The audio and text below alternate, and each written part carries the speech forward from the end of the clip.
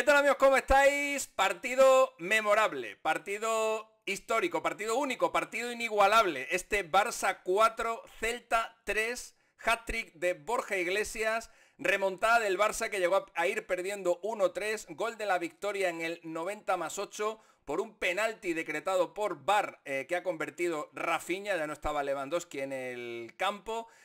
Una victoria capital, una victoria que vale media liga, ahora os voy a contar el porqué. Y el Barça, pues que está un pasito más cerca de ser campeón. El partido ha pasado de todo. En el partido ha habido bastantes hechos históricos, ha habido hechos que vamos a recordar durante mucho tiempo y también ha habido mucha polémica. Y por supuesto que tenemos que analizar esa polémica, una posible expulsión de Íñigo Martínez y ese penalti final a Dani Olmo que ha supuesto la victoria del FC Barcelona. En fin, vamos a analizar todo lo que ha pasado en este 4-3, victoria del Barça ante el Celta. Venga, ¡al lío!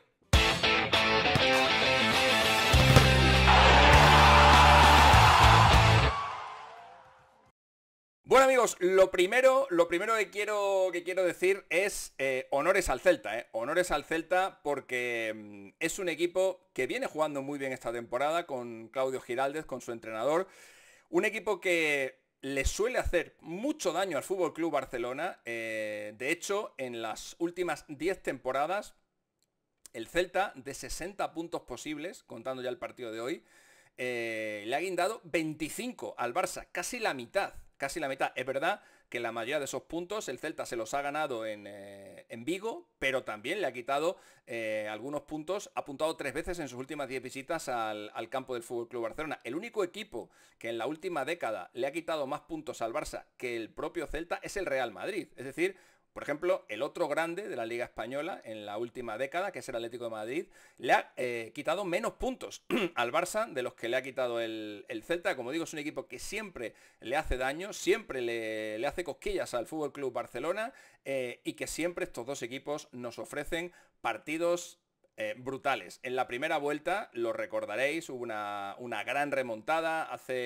Hace el año pasado fue el Barça el que le remontó 2 goles al Celta, como ha pasado hoy. Hace 3 años, si no me falla la memoria, el Barça ganaba 0-3 al descanso y el Celta lo terminó empatando a 3 en el penúltimo partido de Sergi Barjuan como entrenador del Barça. Es decir, los Celta-Barça, los Barça-Celta son partidos que siempre nos dejan detalles, son partidos memorables, son partidos para el recuerdo, súper divertidos, súper entretenidos, apasionantes.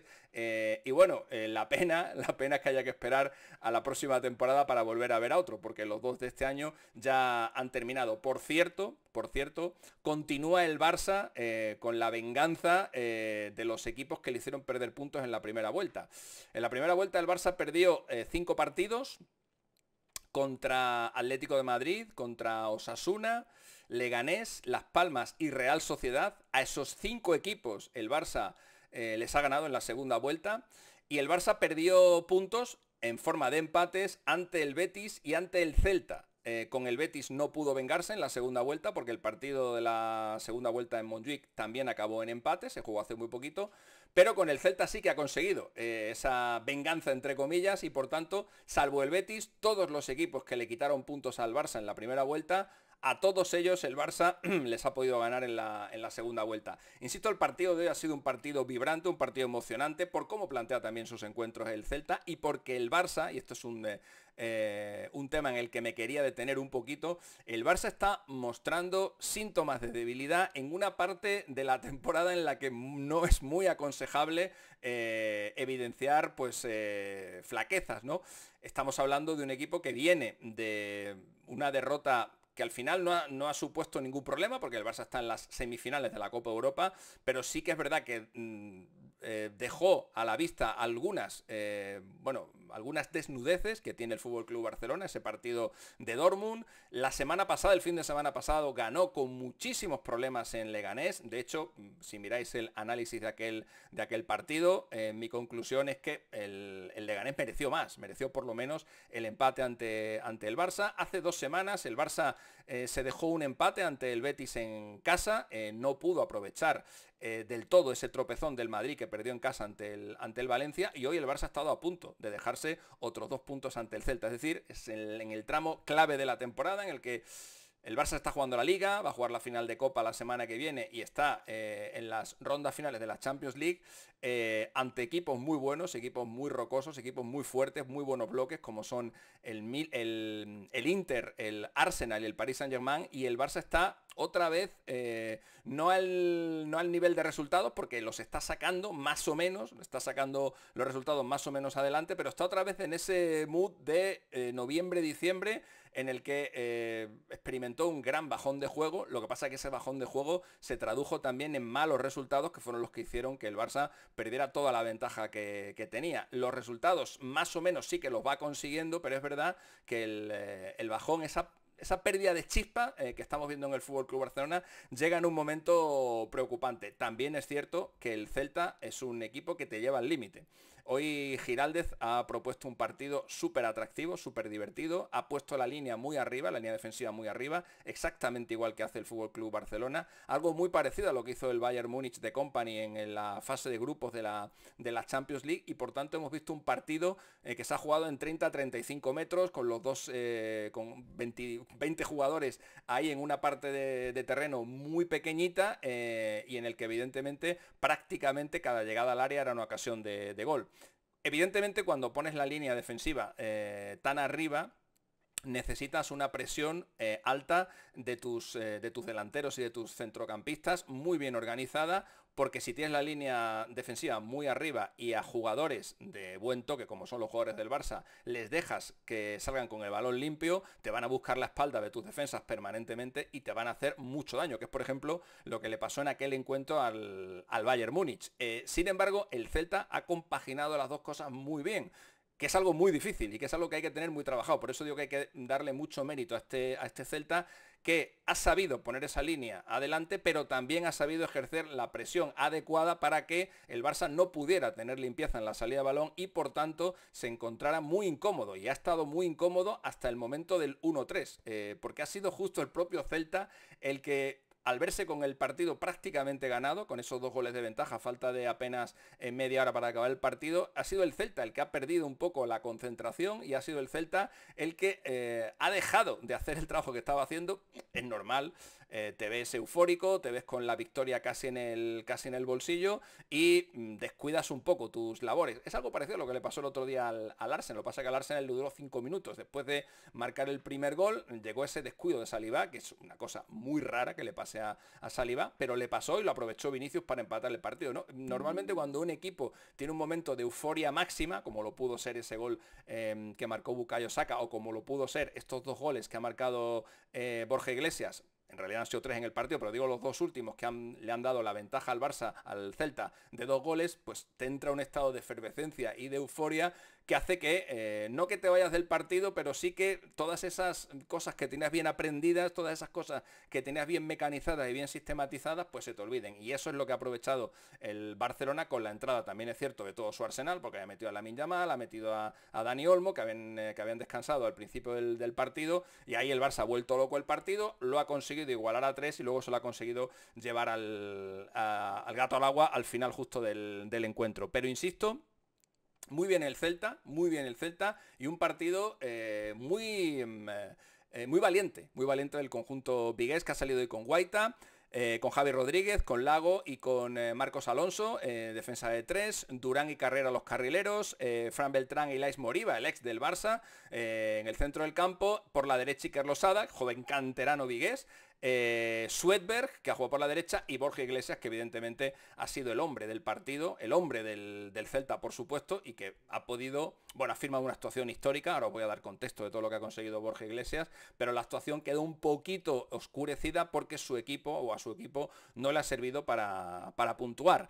En el Barça ha salido Szczesny, que ha cometido un grave error en el primer gol del Celta, un Szczesny que el otro día en Dortmund perdió su primer partido.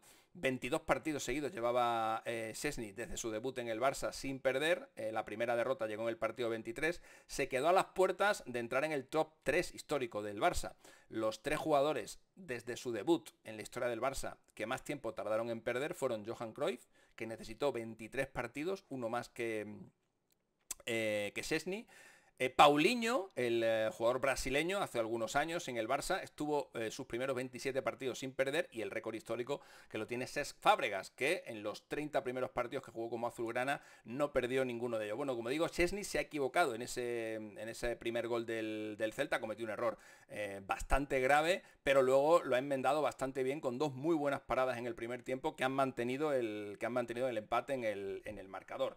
El partido lo ha abierto, bueno, sigo con la alineación del Barça, ha salido Szczęsny, Koundé y Gerard Martín.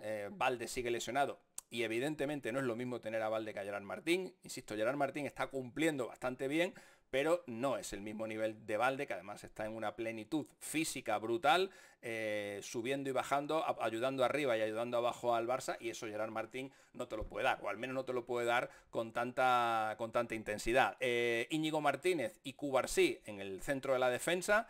Íñigo Martínez, que hoy ha cometido un error importante junto con Frenkie de Jong en el segundo gol del Celta, y que luego, en mi opinión, ha tenido que ser expulsado. Pero bueno, de eso vamos a hablar un poquito más adelante cuando analicemos las jugadas polémicas del partido. En el centro del campo han jugado Fermín, Pedri y Frenkie de Jong, y arriba Rafinha, que hoy ha salido o ha jugado por la derecha ante la ausencia de Lamine Yamal, que por fin ha descansado, Ferran Torres y Lewandowski de 9. Ferran Torres ha jugado hoy en la posición habitual de Rafinha por la izquierda y Lewandowski de 9. Lewandowski, que no ha podido aprovechar la ausencia de Mbappé, que no va a poder estar esta jornada por lesión y por sanción, para acercarse aún más al Pichichi. No ha podido marcar. Los goles del Barça los han hecho Rafinha, Dani Olmo, dos de Rafinha, uno de Dani Olmo y otro de Ferran Torres. Bueno, del partido hay que decir que ha empezado como esperábamos, con un Barça buscando desde el minuto en la victoria. Eso es algo innegociable en el FC Barcelona, y con un Celta que también ha tenido muchas ocasiones de gol en la primera mitad. El primero lo ha hecho Ferran Torres, que sigue con esa fantástica serie que lleva esta temporada. Son 17 los goles de Ferran, un gol cada 87 minutos en todas las competiciones. Es el jugador español con mejor promedio de goles por minutos, contando todas las competiciones oficiales esta temporada, aunque en número neto de goles está igualado con Ollán Sancet, el jugador del Athletic Club de Bilbao, que también ha marcado 17 goles en todas las competiciones, 15 en la Liga y 2 en la Europa League. En el caso de Ferran Torres, como digo, un gol cada 87 minutos. En el caso del jugador del Athletic Club, un gol cada 110 minutos. El tercero a la lista es Ayoce, jugador del Villarreal, 16 goles y uno cada 98 minutos. Pero muy poquito después de ese gol de Ferran Torres ha llegado el primero. Ha llegado el primer gol de Borja Iglesias, que es el sexto gol que marca esta temporada y que llevaba 4 años sin hacerle un gol al FC Barcelona. Hoy, desde luego, se ha quedado a gusto el hombre y ha pasado a integrar una lista súper selecta que luego voy a pasar a contar. El último gol lo hizo con el Betis en Sevilla, en el Benito Villamarín, por cierto. Que creo que no lo he contado nunca, pero Koundé, al que el otro día le hizo un guiño bastante gracioso Hansi Flick en la rueda de prensa, le preguntaron que cuándo iba a descansar Koundé, y dice Flick: ¿para qué le iba a poner a descansar? Si cuando yo le doy descanso él se pone a correr por su cuenta, pues para eso que corra en el campo. Koundé, con el de hoy, lleva 86 partidos oficiales disputados. Ha jugado todos los partidos del Barça desde que se perdiera el último el 25 de noviembre de 2023 en Vallecas. A partir de ahí, jornada 14 de la pasada Liga, Koundé ha jugado todo, en Liga, en Copa, en Champions, en Supercopa y en todo lo que se le ha puesto por delante. Como digo, son 86 partidos oficiales consecutivos disputados, que es una burrada, que es una barbaridad, más aún teniendo en cuenta lo apretado del calendario, pero el récord histórico del Barça aún está lejos. Hombre, cada vez lo tiene más cerca Koundé, y a medida que siga sumando se irá acercando más, pero aún está lejos. Ese récord lo tiene Antonio Torres García, un defensa del Barça de los años 60 y 70, que llegó a enlazar 136 partidos seguidos disputados entre 1969 y 1972. Le quedan 50 partidos a Koundé, que ha jugado todos los partidos de esta temporada y que jugó los últimos 35 del Barça en la campaña pasada. Bueno, como digo, el partido se ha vuelto completamente loco, sobre todo en la segunda mitad, porque el Celta ha seguido lo mismo. Nos preguntábamos en el Radio Estadio si el Celta iba a poder aguantar esa presión tal y como le estaba haciendo en la primera mitad, y si iba a poder mantener ese ritmo de juego que estaba teniendo. Y yo al Celta le he visto este año Es verdad que hoy tenía la motivación extra de jugar contra el Fútbol Club Barcelona, que eso siempre te aporta una motivación adicional, y también cuando te flaquean las fuerzas, pues el hecho de trascender en un escenario y ante un rival como este, que ahora mismo pasa por ser el mejor equipo del mundo, pues evidentemente las fuerzas que te falten físicas, pues las suples con la cabeza, ¿no? Pero el Celta sí que está aguantando esa presión y esa forma de jugar en todos los partidos esta temporada. Lleva además una muy buena racha que se interrumpió la jornada pasada, una buena racha de partidos sin perder, y yo no tenía muchas dudas de que el Celta iba a aguantar y le iba a llegar el físico. De hecho, como digo, el Celta en el segundo tiempo ha marcado 2 goles, nada más empezar la segunda mitad, en el primer cuarto de hora, ambos de Borja Iglesias, e incluso Borja ha podido hacer el cuarto.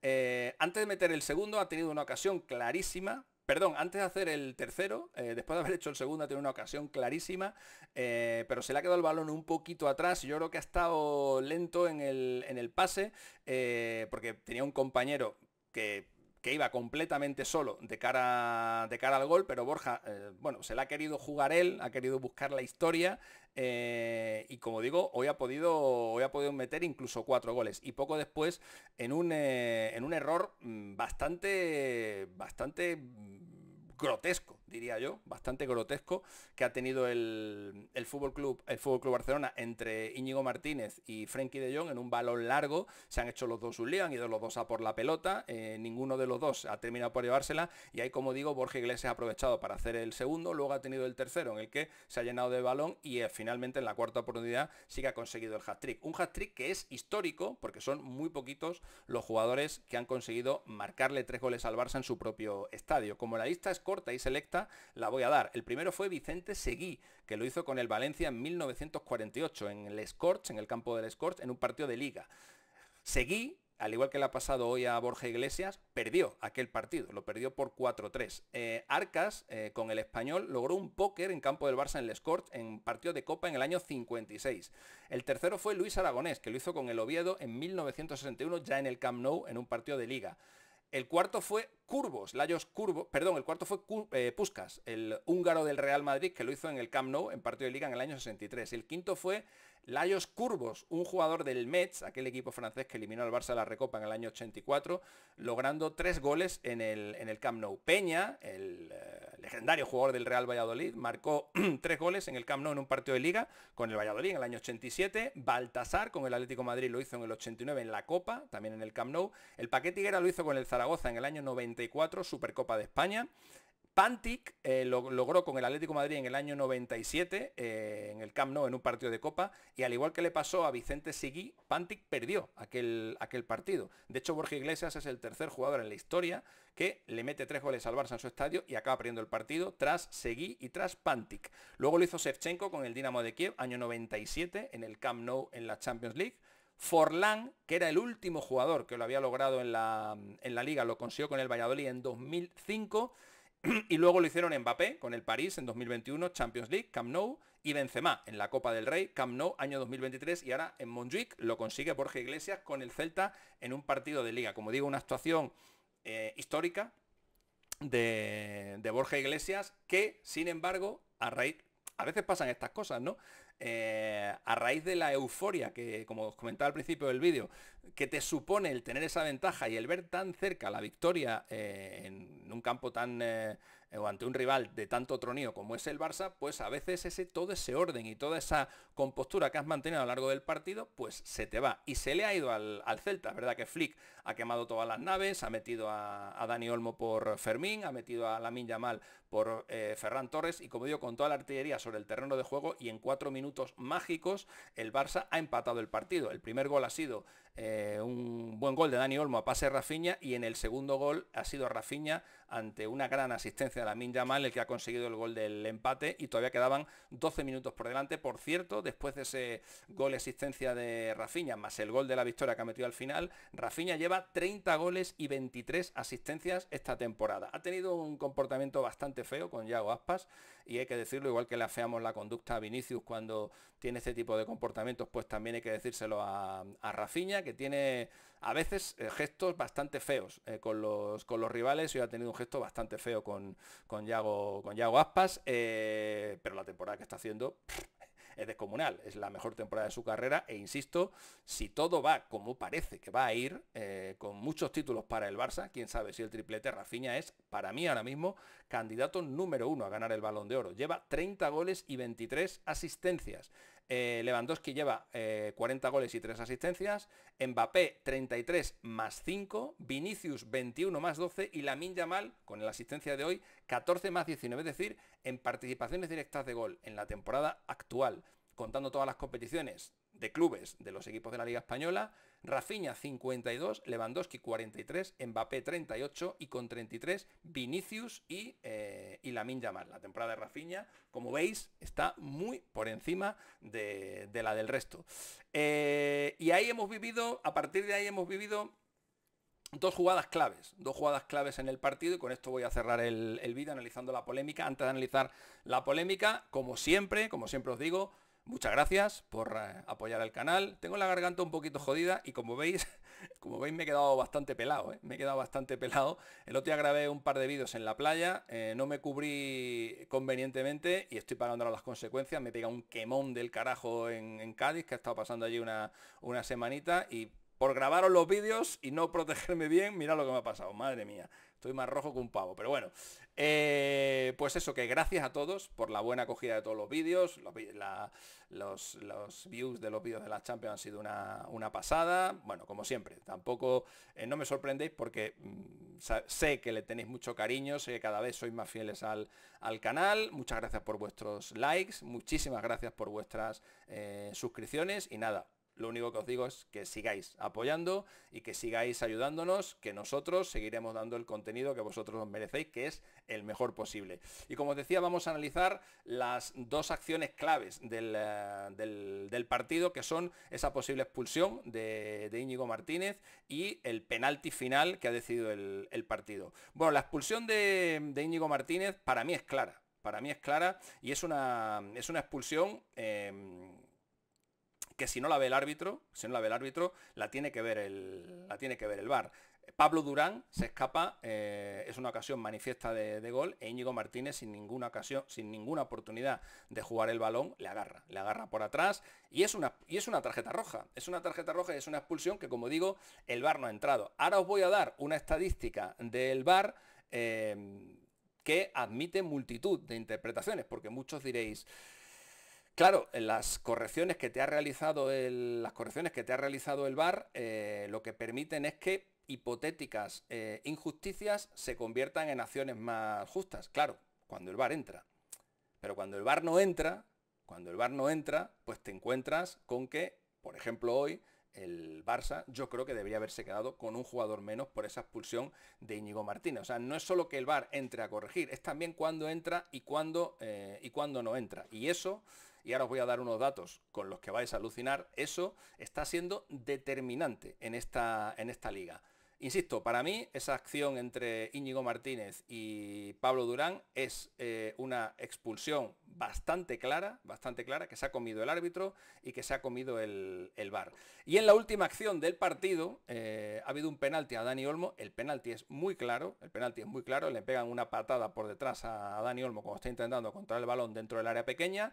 Dani Olmo yo creo que es consciente de esa patada que le han pegado. Si no es consciente él, ¿quién lo va a ser si no? Y se ha quedado en el terreno de juego tumbado como 2 o 3 minutos hasta que finalmente se ha parado el partido. El árbitro ha ido a verlo al monitor, ha visto que efectivamente era penalti y el penalti lo ha lanzado Rafinha, que ha culminado la remontada. El penalti es claro, ¿eh? El penalti es claro y no hay ninguna discusión al respecto. Lo que pasa que es lo que os decía antes. Si el VAR no entra en ese penalti, que podría no haber entrado, pues es un penalti que se ha cometido y no se ha sancionado, como tantos y tantos en la liga, y el Barça habría perdido 2 puntos capitales. 2 puntos capitales, es decir, no es ya tan importante que el VAR corrija errores como que no siempre el VAR entra a corregir errores. En el caso en este partido es manifiesto, no ha entrado, por ejemplo, a corregir el error de la expulsión de Íñigo Martínez, o por ejemplo en su día, esta acción que tanto molestó a la gente del Real Madrid, la expulsión contra el Español, la posible expulsión contra el Español, una expulsión clarísima que todo el mundo vio, pero ahí el VAR no entró y luego precisamente el jugador que iba a ser expulsado fue el que hace el gol de la victoria. Por eso digo que con el VAR hay que tener suerte. Una vez que entra el VAR, vamos a suponer, ahí los errores son mínimos, una vez que entra el VAR, vamos a suponer que el 90-95% de las acciones están bien corregidas. Es decir, cuando entra el VAR, lo que va a pasar después es más justo que lo que había pasado antes del VAR. Pero tienes que tener suerte en que entre el VAR, porque a veces el VAR puede entrar y no entra, y hay otras veces que entra además, como por ejemplo pasó esta semana en Europa, por ejemplo el día del Betis contra el Jagiellonia, pues el VAR se pasó de listo, y como os comenté también en el videoanálisis del partido del Real Madrid con el Arsenal, pues en el penalti de Declan Rice a Mbappé, el VAR yo creo que también entra sin tener que entrar. Porque el agarrón existe, ¿no? Bueno, pues por eso digo que muchas veces las intervenciones o no del VAR hacen también, bueno, pues que tú tengas más o menos fortuna en el devenir de un partido, porque una vez el VAR entra, como digo, normalmente casi siempre es para hacer más justicia. ¿Por qué digo esto? ¿Por qué digo esto? Esto lo digo porque si miramos, y con este dato lo voy a dejar, si miramos los puntos que el VAR en esta liga le ha dado a los equipos que están peleando por el título, hay una diferencia brutal entre el Barça y los otros dos candidatos, que son el Atlético de Madrid y el Real Madrid. Hoy, sin las correcciones del VAR, el FC Barcelona no habría tenido ese penalti final. Si anuláramos todas las correcciones de la liga, incluida ese penalti final, y el Barça hoy, en teoría, esto es un juego porque nunca se sabe, a lo mejor no entra el VAR en ese penalti y el Barça luego mete 3 goles, yo qué sé, bueno, no parecía lo normal porque el partido estaba ya acabando, pero bueno, me entendéis, ¿no? Esto al final es un juego. Pero digo, sin esa corrección, para que veáis cómo este balance de puntos, el Barça habría empatado el partido, pero gracias a la corrección el Barça termina ganando el partido. Es decir, el Barça pasa de sumar un punto a sumar 3. Es decir, hoy gracias a las correcciones del VAR, el Barça ha sumado 2 puntos más. Bueno, pues si hacemos este ejercicio para todas las correcciones del VAR en todos los partidos de liga, para todos los equipos, al Barça el VAR le ha dado 6 puntos y le ha quitado 1. Es decir, el Barça, gracias a las correcciones del VAR, tiene 5 puntos más. Si quitáramos todas las correcciones del VAR, el Barça tendría 5 puntos menos. El Atlético de Madrid, el VAR le ha dado 2 puntos y le ha quitado 4. Es decir, desde el punto de vista del VAR, el Atlético de Madrid tiene 2 puntos menos de los que tendría si no existiera VAR. Y el Real Madrid tiene 0 a favor, es decir, el VAR esta temporada no le ha dado ningún punto al Real Madrid y le ha quitado 7.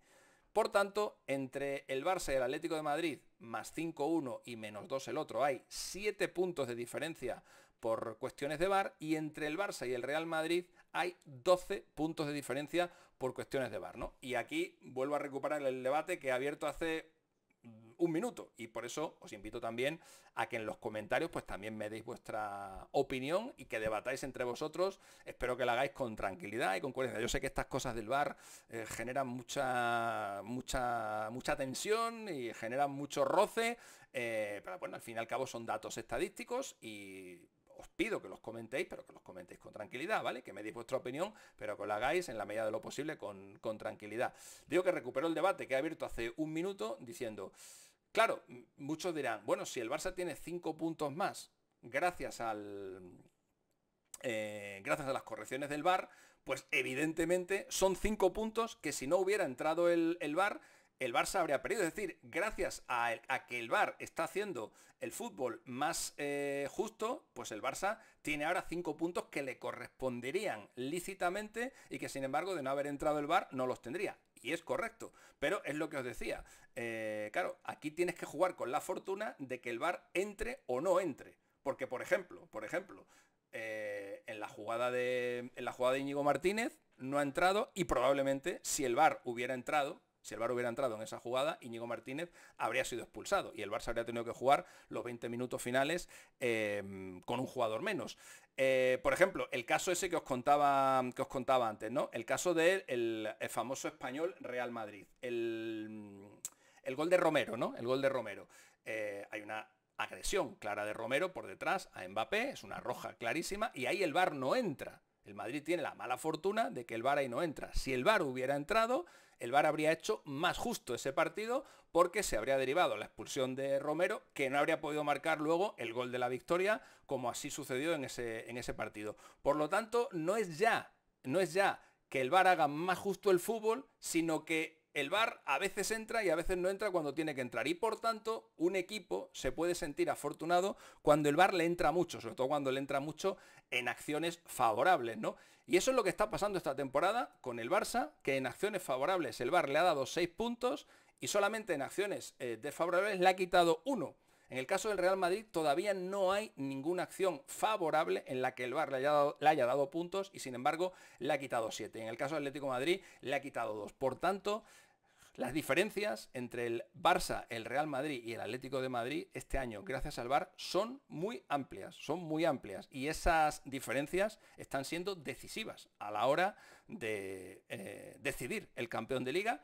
Y eso es así, esos son los números y ahora, como digo, os pido que lo discutáis y lo tratéis con calma.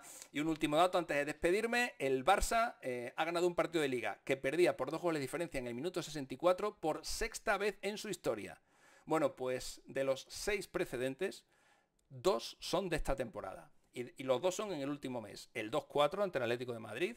Sabéis o recordaréis que el Atlético estuvo 2-0 hasta muy bien entrada la segunda mitad del partido. Luego el Barça lo termina ganando 2-4. Y voy a decir, 6 remontadas como la de hoy en la historia del Barça en la Liga Española. Y 2 han sido en el último mes, lo cual también te da una idea del hambre y de la fe, de la confianza que tiene el Barça en sí mismo en esta temporada, en la que de momento todo le está yendo viento en popa. Y eso es todo, amigos. Nos vemos mañana en el análisis del partido del Real Madrid, que, bueno, pues tiene que seguir persiguiendo al FC Barcelona. Ah, perdón, que no se me olvide que hay un factor que no he comentado, y que os quería decir. Os he comentado al principio del vídeo que el triunfo del Barça hoy vale media liga y os voy a explicar el porqué. Os voy a explicar por qué ese penalti de Rafinha, ese penalti convertido por Rafinha, es tan importante.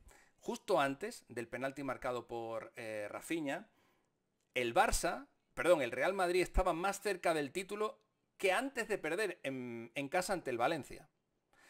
Cuando el Madrid pierde en casa ante el Valencia, justo antes de perder ese partido, el Madrid está a 3 puntos del Barça, pero el Madrid no le vale con ganar en Montjuic, porque sabéis que en caso de igualdad a puntos prima el duelo particular, y en el partido del Bernabéu el Barça ganó 0-4, es decir, el Madrid estaba a 3 puntos, pero que realmente eran como 4. El Real Madrid ganando en campo del Barcelona no le valía para ganar la Liga. Tenía que ganar en campo del Barcelona y o bien esperar otro tropiezo del Barça o bien ganar en campo del Barça por al menos 4 goles de diferencia para igualar ese duelo particular. Hoy, justo antes del penalti de Rafinha, el Madrid estaba más cerca de la Liga que antes de perder contra el Valencia. ¿Por qué? Porque el Madrid hoy, en caso de que hubiera sido el resultado final empate, se habría quedado a 2 puntos del Barça y ya no tendría que ganar en Montjuic por 4 goles o por 5 goles para igualar ese duelo particular. Ya con la victoria por 1-0 le bastaba para superar al Barça, o dicho de otra manera, antes de ese gol de Rafinha, el Madrid dependía de sí mismo para ser campeón de Liga. Por eso ese tanto es importantísimo, ese tanto es clave, ese tanto es crucial y le da todavía al Barça mucho margen para ser campeón de Liga. Mantiene de momento la ventaja con el Real Madrid, la amplía a la espera de lo que pase mañana en el partido del Madrid, y por supuesto es un gol vital y un gol del que seguramente nos vamos a acordar durante mucho tiempo esta Liga, porque puede ser el gol clave de la Liga. Y ahora sí, ahora ya sí os lo dejo. Eso es todo lo que os quería contar. Nos vemos muy prontito. Un beso, amigos. Chao. Chip, chip, chip, él es Mr. Chip. Chip, chip, chip, él es Mr. Chip. Chip, chip, chip, él es Mr. Chip, el estadista del fútbol.